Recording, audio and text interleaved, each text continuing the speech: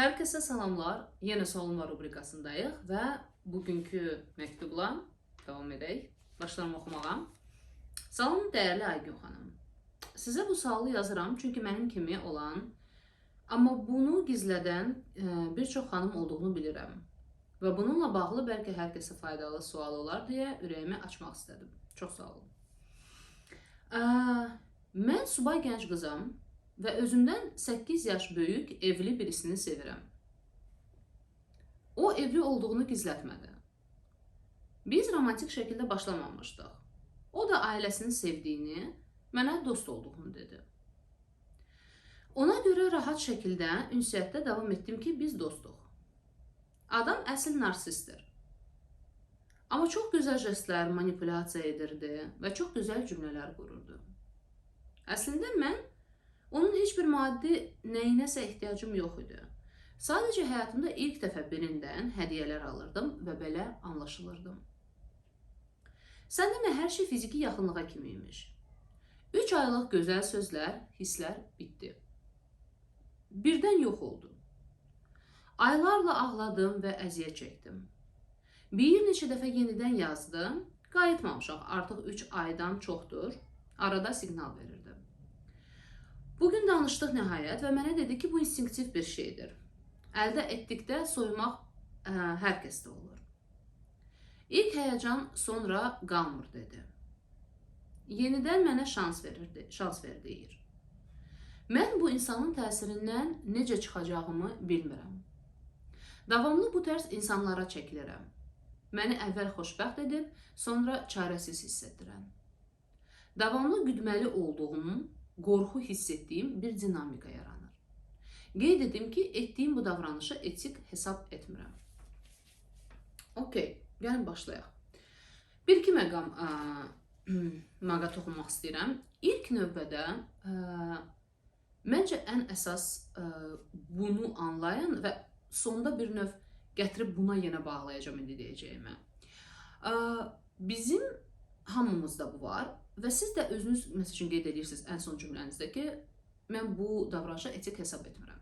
Yəni mənim içimdə bir növ bir polis var deyək, hansı ki güdür mənim davranışlarımı, ya da məsəl üçün mənəvi dəyərlərim var. Mənim bir tərəfim var, hansı ki mənim davranışlarımın düzgün doğru olduğunu güdür bir növ. Mən indi sizin adınızdan danışıram. Siz bu oğlandan hələ dostluğu başlamadan öncə bir fərziyyə qururam burada, hekayə qururam. Çünki yəni fantaziyam getdi. Bu yazılarınızdan bunu hiss edirəm deyə. Sonra istəsəz yazarsınız mənə, bilmirəm düzgün anlayıram yoxsa yox. Məncə siz bu oğlandan xoşunuz gəldi, heç siz dost olmadan öncə. Amma siz təbii olaraq sizin bir tərəfiniz belə siqnalizasiya verir ki, hey, dur, dayan, etik deyil, yanlışdır. İnsan evlidir, onunla onsa heç bir gələcəyin ola bilməz. Acıdan, fırandan başqa bir şey yaşaya bilməyəcəksən, deyir. Amma sizin bu kişi deyək də, kişidən xoşunuz gəlir. Və siz bir növ, bu püf nöqtədir, siz bir növ o münasibətə girmək üçün gərək o sizi güdən tərəfi aldadasınız. Təsəvvür edin ki, biz hansısa bankı oğurlamaq istəyirik. Orada da siqnalizasiyalar var, düzdür? Mən pulu istəyirəm, amma pulu almaq üçün gərək necəsə siqnalizasiyanı aldadım. Filmlərdə yəqin görmürsünüz də bir mexanizmlər falan qururlar, necəsə edirlər ki, siqnalizasiyadan yan keçib, səs çıxartmadan gedib istədiyini götürmək. Baxın, siz də bir növ belə bir şey eləmişsiniz. Dediniz ki, okey, bundan xoşum gəlir, demirəm, fərqində olmadan eləmişsiniz. Bundan xoşum gəlir, amma mənə bununla münasibətdə olmaq olmaz. Amma bu çəkir məni, bu insan. Mən necə daxil ola bilərəm ondan münasibətə? Siqnalizasiya necə keçə bilərəm? Dost. Özümü rahat edirəm. O da mənə dedi ki, o mənim dostumdur. Zaten evlidir, ailəsini də sevir. Mən də ona dost kimi yanaşıram. Siqnalizasiya söndü. Gördün, yəni özümüzə bir növ deyirik də. Gördün, mən dostum. Elə bir ki, insan özündən gizli münasibətə başlayır. Amma məncə siz bəlkə də özünüzlə dürüst olsanız, etiraf edərsiniz ki, bir yerlərdə siz əvvəlcədən bilirdiniz ki, bu oğlandan sizin xoşunuz gəlir. Münasibət davam etdikdə siz yəqin ki, fərqinə varmağa başladınız da ki, artıq münasibət bir növ dost münasibətindən romantik münasibətə gedir, çıxır. Siz deyirsiniz ki, mən həyatımda ilk dəfə belə anlaşılırdım, ilk dəfə hədiyyələr alırdım və bu vasitələrlə, bir növ bu gözəl davranışlarla oğlan öz yerini sizin dünyanızda bərkitdi. Sizin dünyanızda deyəndə nəyə nəzərdə tuturam? Məncə, mənim gördüyüm böyük problem burada odur ki, siz sanki biraz reallıqla, yəni özünüzlə o qədər də kontaktda deyilsiniz. Çünki əgər, məsələn, insan özü ilə kontaktdadırsa və başa düşür həyatda nə istəyir, necə bir şey istəyir, münasibət axı dostluqdan belə birdən-birə yatağa keçmir, düzdür? İnsan hiss edir ki, okey, mən qapılmağa başlayıram bu insana, daha çox onu düşünürəm, daha çox onun zənginliyə yazısını gözləyirəm, başqa fikirlər yananır. Yəni, mən artıq heç dost kimi baxmıram bu insana. Biz bunların hamısını müşahidə edirik və etsək, özümüzlə dürüst olsaq, reallıqda olsaq, illüziyalara qapılmarıq. Bir növ özümüzü vaxtında əlimizdən tutub dartarıq ki, hey, dur, incinəcəksən. Ya da özünə qarşı sonra aqressiyan olacaq bunu etdiyinə görə. Sən bunu etik saymırsan. Amma baxın, sizdə elə bir ki, bu keçid baş verib. Ya siz müşahidə etmişsiniz, ya etməmişsiniz, bilmirəm. Amma mənə elə gəlir ki, bir müddətdən sonra sanki başını buraxmışsınız. Və sizin beyninizdə hər bir qadın kimi bir obraz var, bir illüziya var, bir ideal oğlan anlayışı var və çox güman ki, bu oğlan o anlayışla bir növ üst-üstə düşüb, çəkib siz, ona görə o adam sizi çəkib. Yəni, bütün subay insanların arasında niyə bu çəksin də? Və deyir sizə, ilk dəfədə biri mənə belə davranırdı, hədiyyələr edirdi. Yəni, bir növ o beynindəki o checklist var, belə çık doldururdu onların hamısına. Tam xoşunuza gəldiyi tərzdə davranırdı.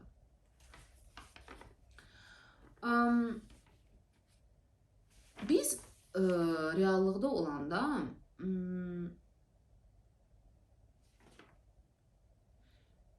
o deyir sizə, çəkilirəm, bu insanlara qarşı, belə tip insanlara qarşı çəkilirəm. İnsan bir növ reallıqda olanda bilir ki, özünü tanıyanda başa düşür onun zəif nöqtələri nədir, nədən ibarətdir, nə tipdə şeylər onu çəkir. Məsələn, öz ideal obrazını tanımağa başlayır. Oğlan haqda qurduğu ideal, oğlan xəyalını tanımağa başlayır və vaxtında dediyim kimi bayaq dayandıra bilir.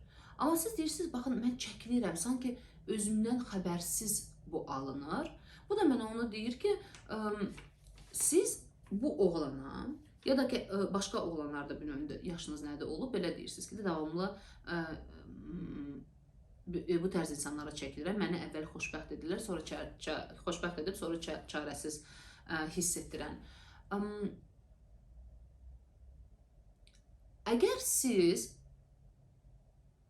oğlanla deyirsiniz, qadınlarla, ümumiyyətlə insanlarda, əgər tez-tez özünüzü belə bir durumda tutursunuz ki, güclü məyus olursunuz, onda siz reallıqla çox da yaxşı kontaktda deyilsiniz. Yəni, idealizasiya edirsiniz. İnsanı həqiqətən olduğu kimi deyil də, görmək istədiyiniz kimi görürsünüz. Yəni, mən birisini idealizasiya etməsəm, onda məyusluq səviyyəm demək olar ki, çox aşağı olur. Yəni, mən baxıramsa, öz təbiətimi tanıyıram, insan təbiətini tanıyıram, bu insanın da belə gözü qapalı yox da, anlamağa çalışaraq, onu həqiqətən görməyə çalışaraq əgər hərəkət edirəmsə, onda, yəni, insan yenə də incinir əlbəttə ki, amma məyusluq olmur, çünki yəni, sən görürsən onsuz da. Amma sizdə elə bir ki, bir tərəfdən siz görürdünüz, anlayırdınız, bu insan evlidir, yəni bununla ilişki gələcək ola bilməz. Yəni həyat yoldaşını, ailəsinə atıb sizinlə bərabər olacaq birisinə də heç bənzəmir. Amma elə bil ki, özünüzü kör edirsiniz. Oğlanı da idealizasiya edirsiniz. Həyatınıza buraxırsınız. O, yəni o istədiyindən nail olub, ona görə hava xoş. Və sonra siz deyirsiniz ki, məni çarəsiz hiss etdirən. Çarəsizliyi biz hiss edirik özümüzü tanımayanda. Özümüz haqda anlamadığımız hər bir şey bərabərdir çarəsizlik. Çünki insan özünü tanıyanda, dediyim kimi, dolayısıyla artıq reallıqda olan başqa həyatına girən bir insanları da anlamağa, tanımağa başlayır. Davamlı güdməli olduğum, qorxu hiss etdiyim münasibət dinamikaları yaranır, deyirsiniz münasibətinizdə. Bax, bu da mənə bir hiss yaradır ki, sanki siz, dediyim kimi, reallıqdan qopuqsuz. Baxın, o əvvəlcədə gətirirəm. Bax, siqnalizasiyanı aldatmaq belə. Elə bil ki, reallıqda olan bir siz varsınız. Siz də onu elə bil ki, aldadırsınız. Qopursunuz ki, o xəyallardakı olan sizi yaşayasınız. Elə bil ki, hansısa bir dünyadasınız, insan reallıqda olmayanda, öz dünyasında yaşayanda, orada elə bil ki, boşluqlar çox olur və insan özünü canlı hiss etmir. Və ona sanki əlavə olaraq belə dramalar, güclü emosiyalar yaratmaq lazımdır. Action, sanki elə bil ki, həyatında nəsə güclü dövran edir, baş verir. Təsəvvür edin, məsələn, mən fikirləşirəm, mən qorxu, həyəcan məndə varsa, ya da mən daimi kimsə güdürəm, ya telefonu, ya o, ya bu. Nə qədər mən həyəcanlı bir dünyam olur içimdə. Ya da uzağa getməyin. Məsəl üçün, hansısa filmi izləyirsinizsə, ya da davamlı olaraq həftədə bir dəfə hansısa dizini izləyirsinizsə, orada axı veçlə drama, hisslər, emosiyalar, hiss etmişsiniz. Məsələn, bir dəfə mən özümü tutmuşam ki, mən içimdə o baxdığım seriyanı yaşayıram və elə bil ki, mənim dünyamda orada nələrsə baş verir. Sonra bir dəqiqə, mən burada mətbəxdə əslində durub ət doğrayıram. Amma mənə elə gəlir ki, mənim dünyamda nəsə var. Bu dəqiqə emosiyalar, hərəkət baş verir. Bax, elə bil ki, siz də bir növ özünüzü belə bir situasiya salırsınız. İndi yanılmış ola bilərəm. Sessiyada olsaydıq, biraz əlavə suallar verə bilərdim. Məsəl üçün, soruşardım ki, davamlı güdməli olduğum, qorxu hiss etdiyim, nədən qorxursunuz, niyə güdürsünüz, kimi güdürsünüz, buna əlavə şeylər verərdim. Amma güdmək bir də insana bilirsiniz nə verir əlavə olaraq. Elə bil ki, İnsan reallıqda olmayanda özünə güvənə bilmir, ətrafına güvənə bilmir, münasibətdə olduğu insana güvənə bilmir. Elə bil ki, reallıqdakı olan o alan var, türklər deyirlər, o olduğum yerdə güvəndə hiss etmirəm və ona görə kontrol eləmək üçün, bəlli bir süni güvən yaratmaq üçün mən güdməyə məcburam ki, görüm o neynir, harada getdi, mən aldacam. İnsan reallıqla kontaktda olanda bir növ o qədər asanlıqla sezə bilir ki, intuisiyasına, reallığa qoşulmalı qoşulduğu olduğuna görə hiss edir, güdməyə ehtiyac belə yoxdur.